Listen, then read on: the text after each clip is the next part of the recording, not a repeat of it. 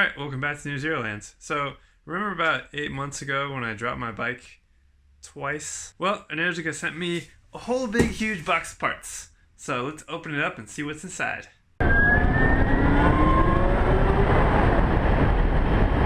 Alright, so before opening this up, let's review the damage and see what I needed to replace. Here's the mid fairing on the left side.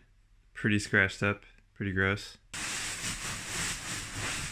They sent me a new one. This proudly made in Modena left side tailpiece has some chunks missing out of it, so they sent me a new one. And probably the worst of it is this left side upper fairing, which is scratched super deep. Also a mounting bracket piece broke off. So they sent me a new one. And a bunch of little stuff like scratched brake lever, scratched bar end, scratched rear brake lever. All that is in this bag, so I'll have a lot of fun installing those. And if you guys recall, I bent my left side clip-on.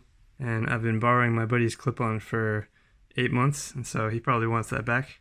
Instead of just shipping me a replacement clip-on, Energica sent me something special. So these clip-ons are from Heli Bars. Energica sent them to me, but they came from Robert at Energica of New England, so thanks man.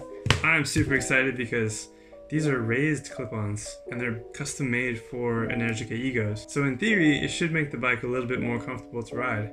So I feel like where the bars are now is great. It's actually not too uncomfortable. It's great for racing, obviously, but for just around town commuting and stuff, when you want to sit upright, this is kind of a pain. It's hard on the wrists. So the idea is you put it like this, and it kind of angles it.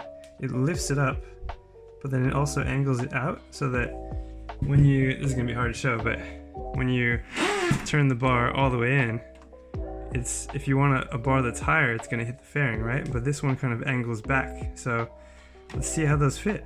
Energica of New England sent these amazing instructions with color photos, but I figure I should still show the whole process of swapping the bars.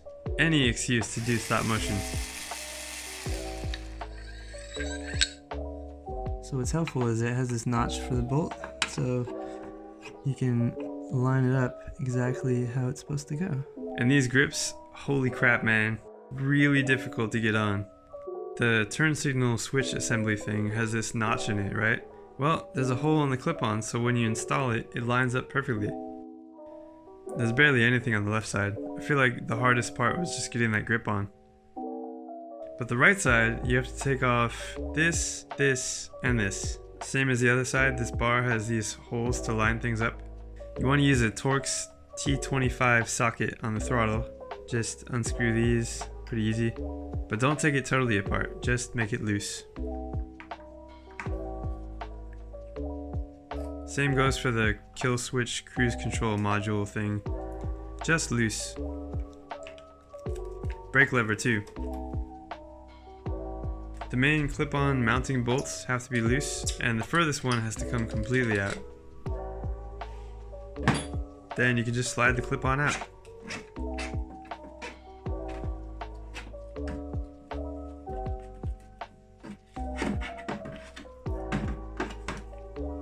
And now the bar slides right out of all that stuff. Make sure you lay down some protection for your fairings, like 2 steps back. Don't be like me. Now the fancy new bar just slides through everything, the reverse of what you just watched. Through the brake,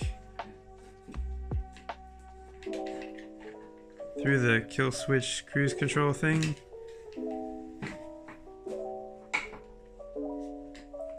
and then into the throttle. Super easy. Then all these things line up into their holes and snap into place.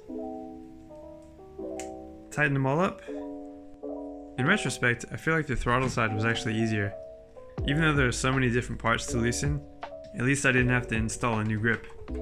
I'm really excited because this is the first mod I've done to the bike that will actually improve my riding experience. It's such a cool aftermarket part because it helps your ergonomics, but it doesn't interfere with your fairing, so you can still look like a racer. A comfortable racer. Alright, here's a test. Oh, excuse me. So that's full lock, and still, absolutely no problem. Both sides. Yeah, it's great. Ah, I can feel the difference already. Can I actually tell the difference? No. I feel like a 1 centimeter raise is pretty much imperceptible to most people. But, you know, new bars. Super fancy. Like I've said before, and I will say it again, if you damage parts and you have to replace them with cool aftermarket parts. And so far, I'm loving the look and the feel of these new bars.